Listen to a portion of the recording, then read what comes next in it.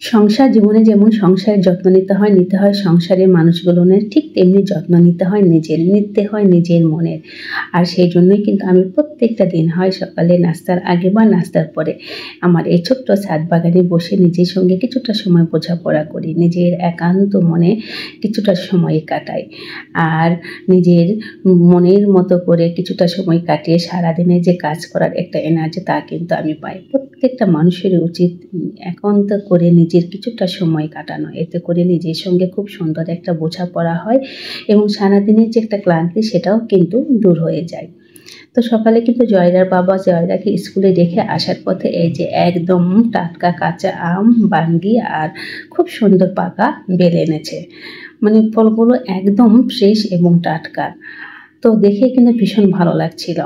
তো ওই তো নিজের মতো করে কিছুটা সময় কাটিয়ে তারপরে কিন্তু এই যে সংসারের কাজে লেগে গেছে। আজকের ভিডিওটি শুরু করছি সকালে নাস্তার পর থেকে। অফ ক্যামেরায় নাস্তা করে কিছুটা সময় কাটিয়ে তারপরে এই তো বেলগুলো কিন্তু মাশাআল্লাহ একদম গাছ পাকা এবং খুব সুন্দর একটা ফ্লেভার ছড়াচ্ছিল। এত বেশি ভালো লাগছিল বেলগুলো দেখে। তো যাই এখন আর বেলগুলোতে হাত দিব না। আজকে আপনাদের সাথে একটা একেবারে নতুনত্ব একটা আমের রেসিপি শেয়ার করব। আমরা ভাই আমের এলাকার মানুষ, কম বেশি আম দিয়ে অনেক রেসিপি কিন্তু আমরা করতে পারি। আর ইনশাল্লাহ আস্তে আস্তে সেটা আপনাদের সাথে শেয়ার করব। আজকে আমি একদমই খুবই কম উপকরণ দিয়ে এবং খুব ঝটপট কাঁচা আমের নাড়ু বানিয়ে দেখাবো। শুধু প্রসেসিং করতে যতটুকু সময় লাগে কিন্তু নাড়ুটা বানাতে মাত্র 10 মিনিট লাগবে। তো আমগুলো কিন্তু আমি একটা গ্রেটারের সাহায্যে গ্রেট করে নিয়ে লবণ দিয়ে 5 মিনিটের জন্য এভাবে রেখে দেবো।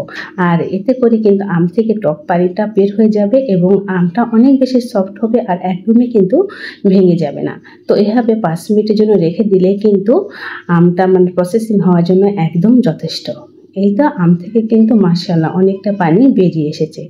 এখন আমি হাতের সাহায্যে আমগুলো থেকে চেপে চেপে টক পানিটা বের করে একদম ফ্রেশ পানি দিয়ে আমটা খুব সুন্দর করে ধুয়ে তারপরে একটা কাপড়ের সাহায্যে ছেঁকে নেব।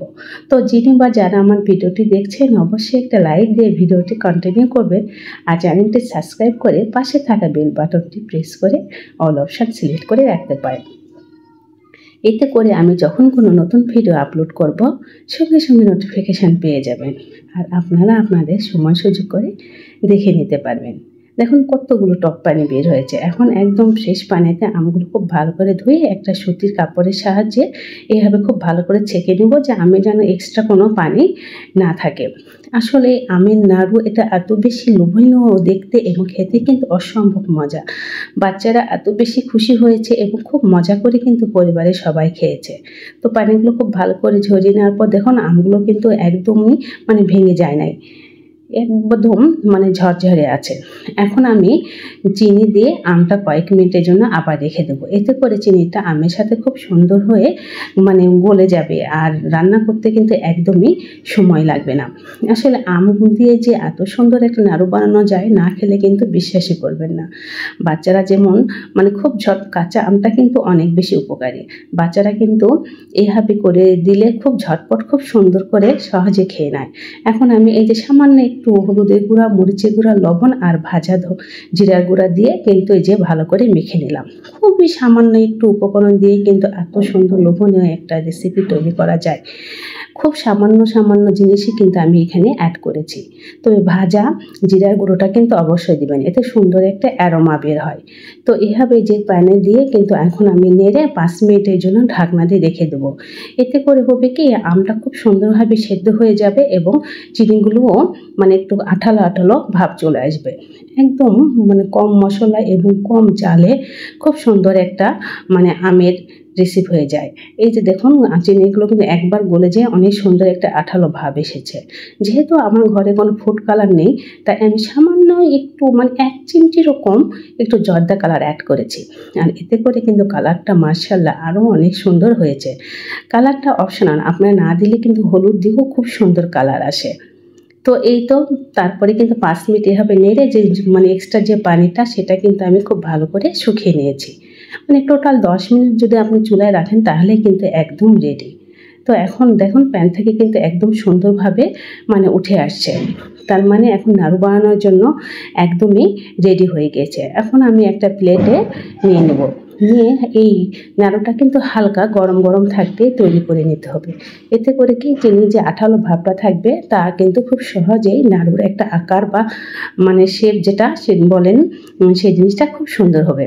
তো আমার প্রিয় আপু ও ভাইয়াদের কাছে বিশেষ অনুরোধ রইল, আমার ভিডিওটিতে অবশ্যই একটা লাইক দিবেন আর স্কিপ না করে পুরোটা দেখবেন, আর আমার ছোট্ট পরিবারের একজন হয়ে থেকে যাবেন। আপনাদের কাছে এটা আমার বিশেষ অনুরোধ।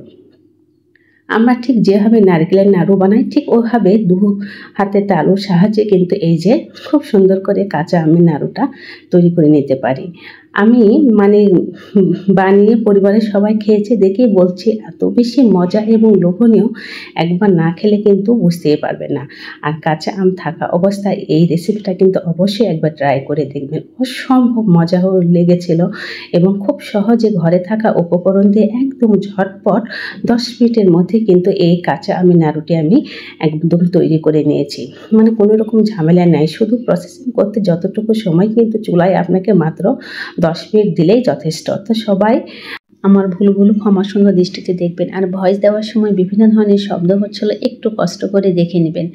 আর নতুন যেসব বন্ধুরা আমার ভিডিওটি দেখছেন কিন্তু আমার পরিবারে এখনো বন্ধু হন নাই, তাদের কাছে অনুরোধ রইল আমার পরিবারের বন্ধু হয়ে থেকে যাবেন।